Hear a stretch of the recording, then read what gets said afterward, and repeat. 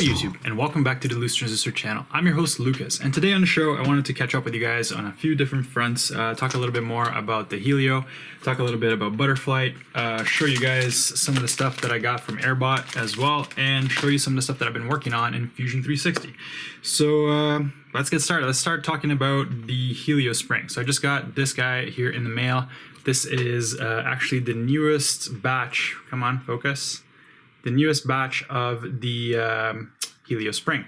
As you can see here, the inductor coil is much shorter. So I believe that was done to counteract the problem that some batches were having with some 4-in-1 ESCs, as well as it is actually an improvement in terms of being able to stack it better on your stack. So I'm going to be throwing this on to my 7-inch back there with the blue props because I'm still not able to get that thing to fly well.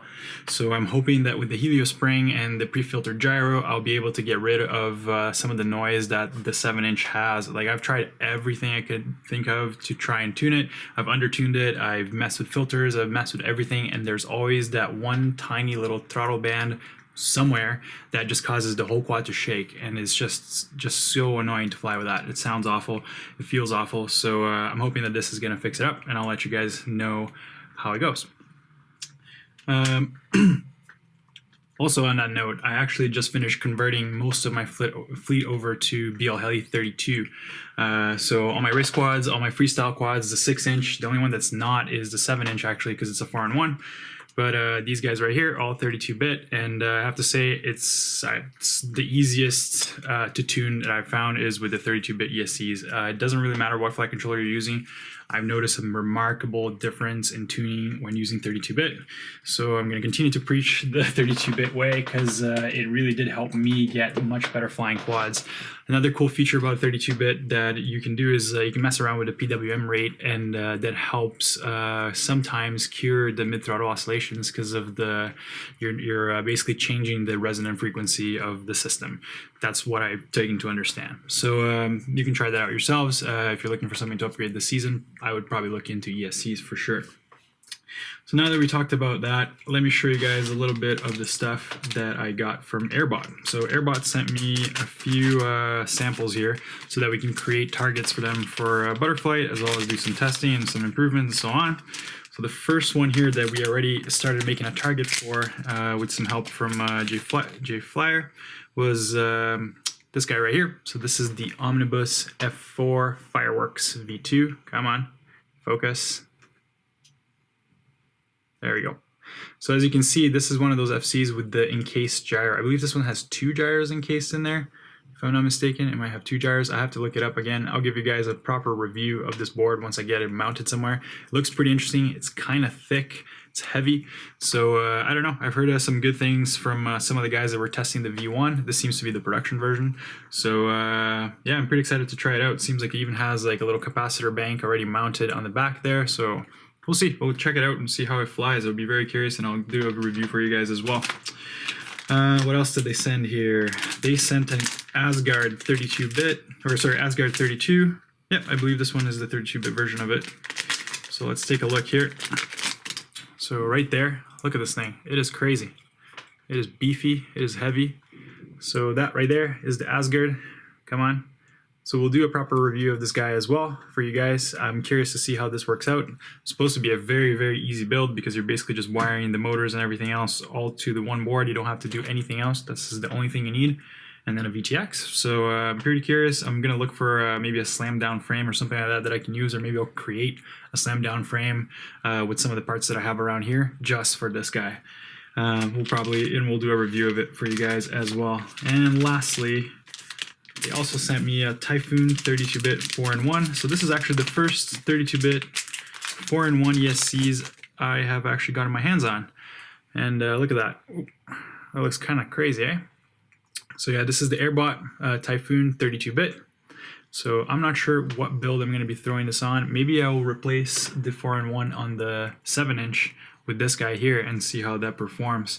Because I think this plus the Helio would probably be pretty good. I know that the Typhoons did have some issues with the Helio, but they were all from the V1. This one is the V2. So I think that problem has been cured. And that problem was also only really on some batches, not all. Cool. So yeah, that pretty much covers it on terms of like new gear that I have here to show you guys and to do some reviews in the near future, hopefully, all depending on how much time I have. And last thing I wanted to show you guys, actually, before we talk a bit about Butterflight and what we're working on there, is the this is a ground station I've been working on. So there you go. I have released STLs for the ground station that you see right here. You can find the STLs on Thingiverse. There's a version without the logo, and there's a version with the logo back here. So basically, it's just like it's kind of modular. There's a Velcro strap here. We can take it off. And bear with me here, I'm doing this all one-handed. There's an XT30 here connecting the fan housing to the rest of the ground station. Then we have the clear view here, and it's being powered by a little sideways jack here, one of those 2.5 millimeter barrels. So right here, you can see it right here coming out of there. The other wire right there goes to the fan, and then you can slide the clear view out like that. And there you have it. So it has a pretty nice oversized voltmeter right over here. Nice big on-off toggle, all that stuff. And there's two Pololas inside there basically that are doing the trick. So there's nothing else other than just two Pololas in there, and some ventilation over there so that they don't get too warm. So yeah, if you're looking for, I was looking for a way to keep my, oh right, I almost forgot to show you guys. You can fit the standard clear view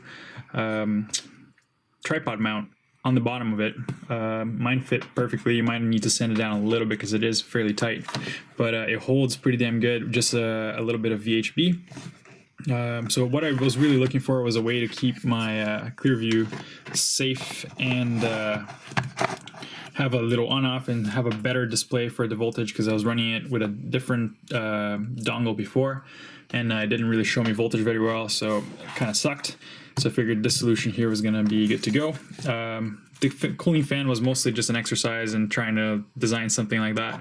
It's not really necessary, though sometimes when I do fly inside of the car and there's little ventilation, it does tend to get a little bit hot. Now the aluminum case on the Clearview basically acts as a thermal mass, so it will dissipate heat fairly well on its own, but if there's not a lot of air movement around it, since there's no fins or anything like that, it's not exactly the most efficient way to transfer heat. So the fans actually do a pretty decent job at cooling it off just by moving air on top of it. So yeah, I'm pretty happy with how this turned out. It's fairly strong, but it's actually not even that heavy. It's about 4 millimeters thick, the walls inside of here, but there's only about 10 to 15% infill or something like that. I don't remember exactly what settings I used, but yeah, it's not very heavy at all, even with the Clearview mounted on it. Has a nice long XC60 here for you to be able to run this on, I think you can run it all the way up to 5S, though I'm going to be running it on 4S batteries. And yeah, that's going to be my setup for the next little while.